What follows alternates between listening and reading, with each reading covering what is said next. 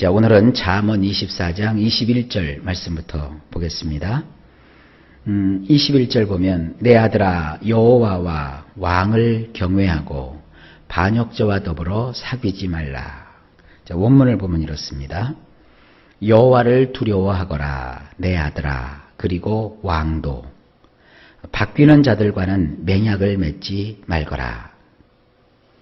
우리 성경에서는 이 여호와와 왕을 동급으로 놓고 그냥 확 번역을 해버렸는데 역시 원문을 보니까 동급이 아니었어요. 그러니까 너는 여호와를 두려워해라.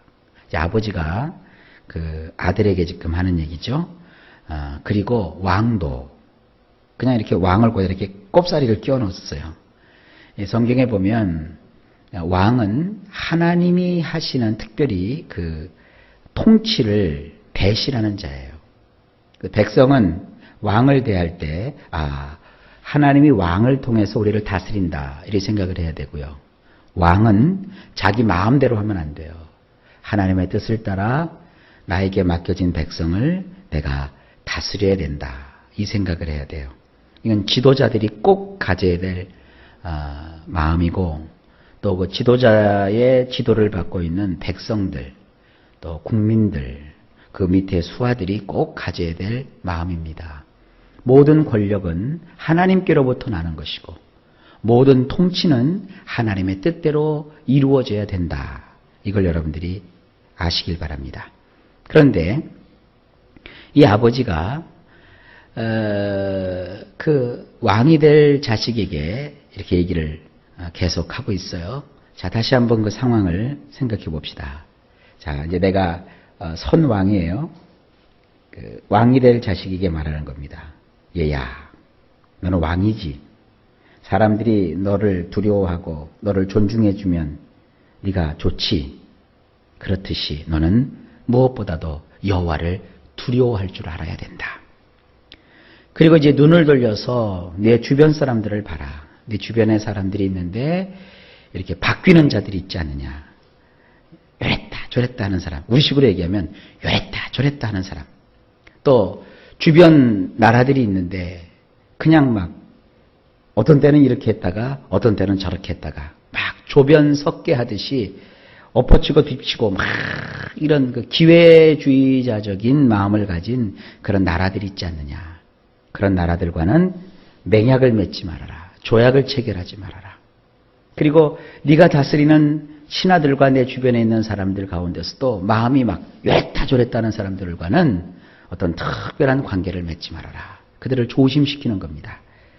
자, 그 다음 구절을 가보시면 대저 그들의 재앙은 속히 임하리니 그 둘의 멸망을 누가 알랴. 자, 이런 부분은 우리 성경으로 아무리 들여다봐도 원래 그 뜻을 잘 알 수가 없어요. 이게 21절과 연관이 되는 말씀입니다. 원문을 보면 이렇습니다. 왜 이 요랬다 저랬다 하는 사람들과 맹약을 맺어서는 안 되느냐. 바로 이거예요. 정령 느닷없이 그들이 내리는 재앙이 일어나리니 그 둘이 파멸을 내리는지 누가 알겠느냐.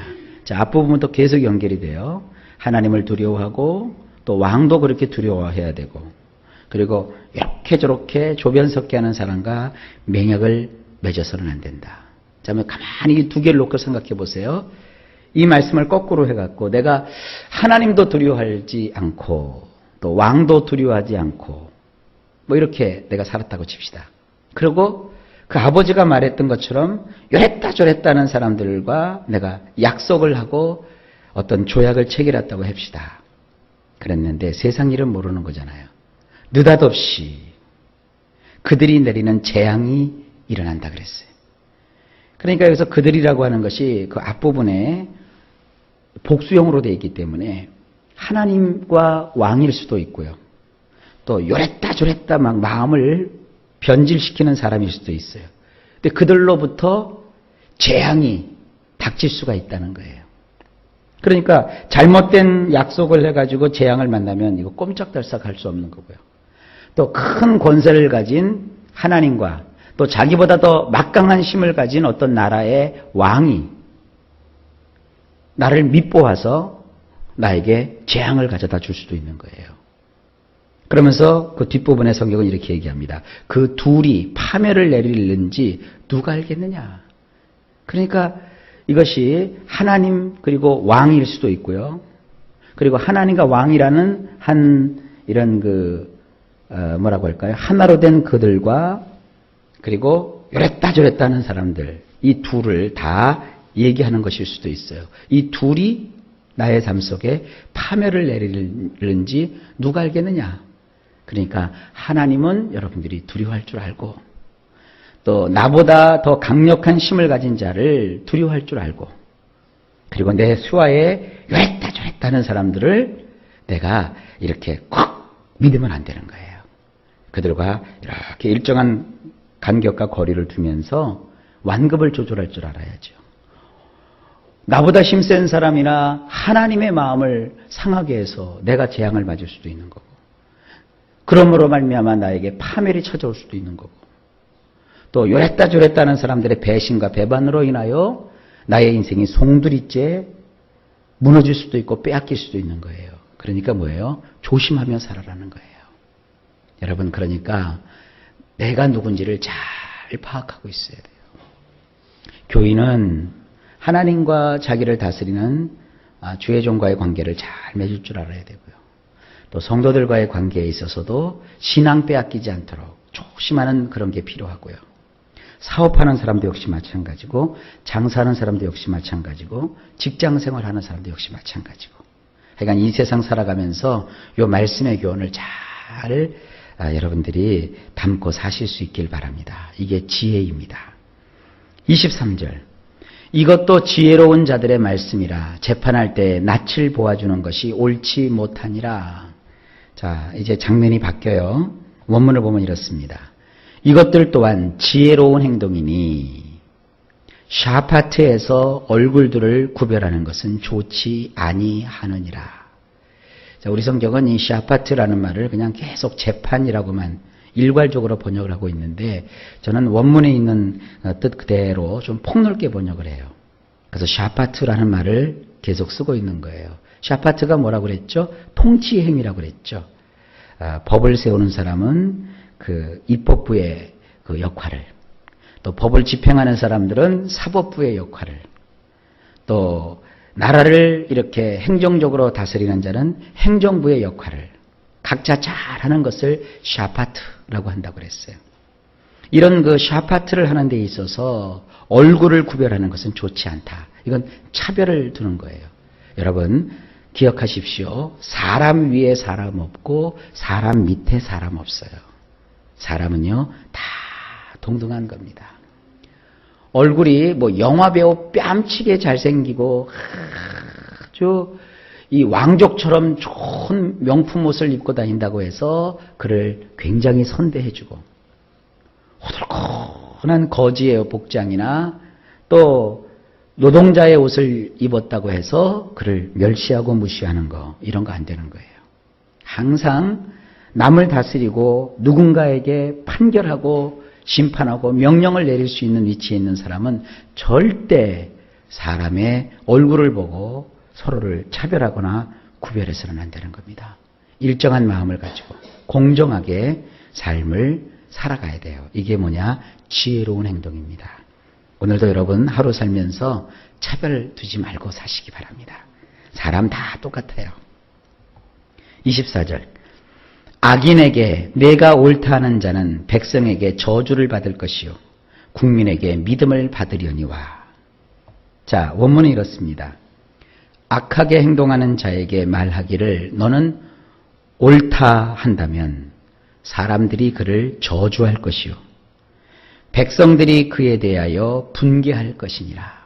예, 조금 전 23절에 샤파트하는 사람이 편백되이 행하여 누구는 봐주고 누구는 안 봐주고, 또 돈을 받고 판결을 그르치고, 돈 받고 뒷주머니에 돈 차고 그 사람에게 혜택을 주고, 이렇게 하면서 악한 행동을 하는 사람을 이렇게 편들어주면, 그래서 그가 오히려 악함에도 불구하고 그를 막 이렇게 대변해주고 그를 막 옹호해주고 그가 옳다는 식으로 이렇게 하면 결국 사람들이 그 판결을 내리는 그 사람을 어떡합니까? 저주할 겁니다. 이게 뭡니까? 원성이 자제한 거예요. 하여간 나라를 다스리는 사람은 백성들의 원성을 타면 안 돼요. 백성들이 좋아해야 되고, 우리 왕, 우리 그 지도자, 우리를 다스려주는 저분, 통치자, 참 훌륭하신 분이다. 이래야지 저거는 돈만 좋아하고 저거는 그 자기 사람들만 챙기고 막 이런 소리를 들으면 안 돼요. 백성들이 그에 대하여 분개한다고요. 나중에는 폭동이 일어나고 막 혁명이 일어나고 뒤집어지는 거예요. 이거를 자꾸 현대에서는 정치하는 사람들이 여론 그러는데 그 정말 여론을 잘 이렇게 파악하는 것도 좋지만 좋은 여론을 불러일으키도록 평상시에 공평하고 정당하고 그리고 억울한 사람 생기지 않도록 다스리는 거, 이게 굉장히 중요한 통치의 원리입니다. 이것을 우리 삶에도 각자 적용할 수 있겠는데 뭐 새벽이니까 여러분들이 그냥 잘 마음에 정리해 놓으시길 바랍니다. 자, 마지막으로 25절. 오직 그를 견책하는 자는 기쁨을 얻을 것이요 또 좋은 복을 얻으리라. 그 24절과 연결이 되는 말씀입니다. 원문을 보면 그를 꾸짖는 자들이 기뻐하도록 할 것이며 그 사람들 위에 좋은 복이 오게 해야 하느니라. 백성들이 더 잘 알죠. 악한 사람, 저 사람 나쁜 사람, 그렇게 생각하면 통치자도 백성들의 마음을 흡족해 해줄 정도로 공평한 판결을 내려줘야죠. 그러니까 그 어떤 나쁜 사람에 대해서 막 원성이 자자할 때 왕된 자가 그 백성들의 원성을 풀어주고 백성들이 역시 우리 왕이야, 그런 사람을 그렇게 처결한 건 참 잘한 거야 하고 백성들이 막 덩실덩실 춤을 추면서 기뻐할 수 있도록 해줘야 돼요. 근데 그냥 위에 있는 사람이 백성들 지카들이 뭘 알아? 괜찮아. 그놈들이 뭐를 해도 상관없어. 난 내 뜻대로 할 거야. 이러면 안 되는 거예요. 그러면 반드시 그 정권은 붕괴되게 돼 있어요. 그리고 그 사람들 위에 좋은 복이 오게 해야 돼요. 이 좋은 복이라는 것을 요즘은 이제 복지라고 하죠. 복지. 아주 좋은 복. 복은 복인데 참 그 누려서 좋은 복. 그러니까 누구든지 남을 다스리는 사람은 이 좋은 복이 그들에게 임하도록 해야 돼요. 이 목사에게도 마찬가지입니다. 목사는 어떻게 보면 양들을 이끌어서 하나님의 통치가 실현되도록 하는 그런 역할을 하는 자거든요. 이 목회도 그 따르는 성도들이 마음에 기쁨을 갖도록 해줘야 돼요. 되지도 않을 얘기를 하면서 막 가짜 기쁨을 주는 게 아니라 진정 공평하게 하나님의 뜻을 선포하고 하나님의 뜻대로 뭔가 정의로운 것이 느껴졌을 때 사람들은 기뻐하잖아요. 그리고 온 교우들 위에 좋은 복이 임하도록 해야 되는 거예요. 자, 여러분 오늘도 복을 누리십시오. 하나님의 그 통치를 받아서 정말 행복한 삶을 살 수 있기를 바랍니다.